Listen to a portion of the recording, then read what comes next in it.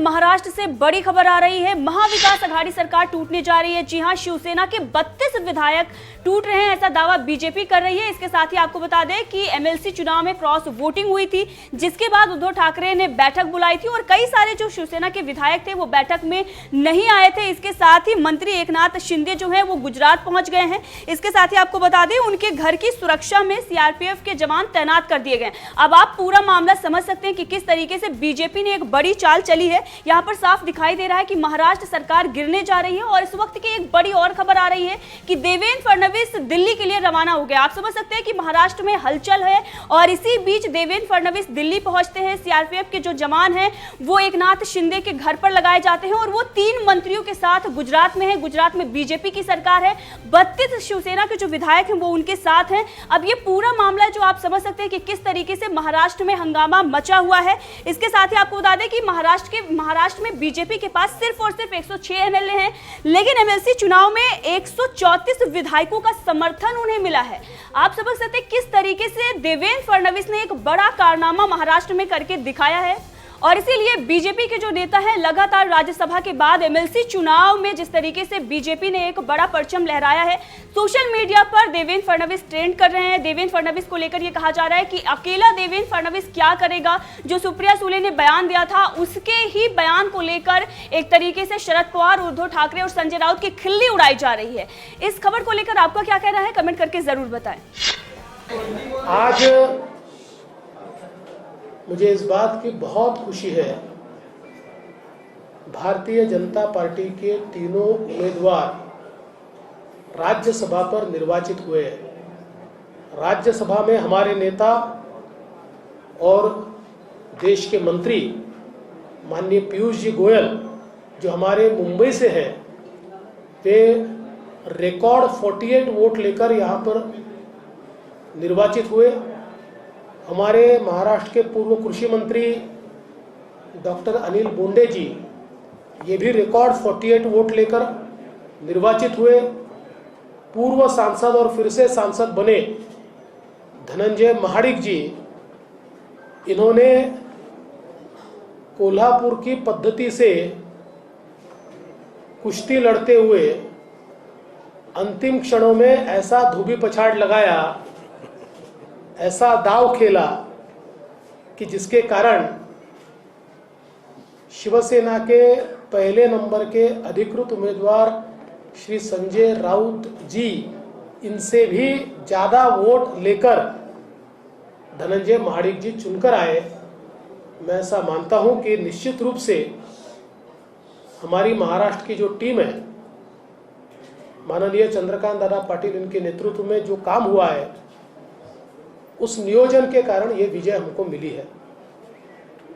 मैं ऐसा मानता हूं कि इस विजय के बाद जो बात मैं लगातार कह रहा था कि 2019 में महाराष्ट्र की जनता ने मोदी जी पर विश्वास रखते हुए महाराष्ट्र में बीजेपी को चुनकर दिया और साथ में शिवसेना को चुनकर दिया, और जिस प्रकार से हमारी पीठ में खंजर घोंपकर एक सरकार तैयार की गई, ये अंतर विरोध से भरी हुई सरकार चल नहीं पाएगी, काम नहीं कर पाएगी।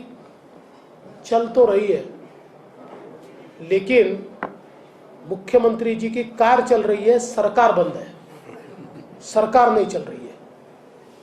और आज जहां देश में 8 वर्षों में माननीय मोदी जी ने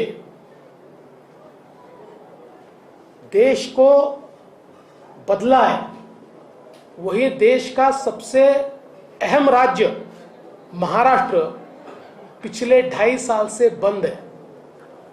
पिछले 2.5 साल से यहाँ के प्रोजेक्ट्स बंद है।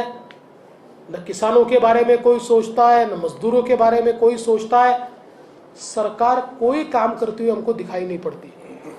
और इसी अंतर विरोध को हमने राज्यसभा के चुनाव में भी देखा। राज्यसभा के चुनाव में जिस प्रकार से हमको वोट मिले हैं, जिस प्रकार से अपनी सत्सद विवेक बुद्धि को जागृत कर कई एमएलएज ने हमको चुनकर दिया है, उन सबका मैं आभार व्यक्त करता हूं। मुझे ऐसा लगता है कि ये जो अभी किसियानी बिल्ली खंबा नोचे वाली स्थिति महाविकास आघाड़ी की दिखाई पड़ रही है, लोगों को विक्टिमाइज करने की जगह उन्होंने इस हार से ये सीखना चाहिए कि जनता में भी अनरेस्ट है और उनके एमएलएज में भी अनरेस्ट है, और ये अनरेस्ट रिफ्लेक्ट हो रहा है। और इसलिए अपने कारोबार को सुधारने का प्रयास महाविकास आघाड़ी ने करना चाहिए। जिस प्रकार का भ्रष्टाचार, अनाचार, दुराचार, अत्याचार महाराष्ट्र में देखने को मिल रहा है, महाराष्ट्र की जनता उससे निजात चाहती है और उसी का रिफ्लेक्शन आने वाले सारे चुनाव में देखने को मिलेगा और महाविकास आघाड़ी परास्त होगी। मैं हमारे तीनों चुनकर आए हुए सांसदों का बहुत बहुत अभिनंदन करता हूं। सर, माणसं आपलीसी करण्याची कला देवेंद्र फडणवीस यांच्याकडे आहे, त्याच्यामुळेच त्यांना हा चमत्कार घडला अशी सूचक प्रतिक्रिया शरद पवार यांची आली आहे। त्याच्याकडे कसं बघता? मला असं वाटतं की एकेकाळी आणि आजही पवार साहेबांबद्दलही असं बोललं जायचं की ते माणसं जवळ करतात, सगळीकडे त्यांचे मित्र असतात। तसं तर आता आमचेही आहेत, सगळीकडे संबंध चांगले आहेत। आणि विशेषतः मला असं वाटतं की राजकारणामध्ये जिथे गॅप असेल, जिथे अंतर्विरोध असेल, तिथे तिथे विरोधी पक्षाने योग्य काम करायचं असतं। ते योग्य काम आम्ही केलेलं आहे। याचा परिणाम सरकारवर एक घोडेबाजार पुढे केला जातोय, करून दाखवलाय। पॉलिटिकल करेक्ट कार्यक्रम कधी मला असं वाटतं की मी एकदम कुठल्या तरी निष्कर्षाला जाणाऱ्यापैकी नाही आहे।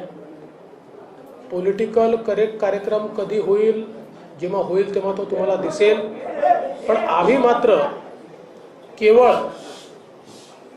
2024 ची तयारी करतोय।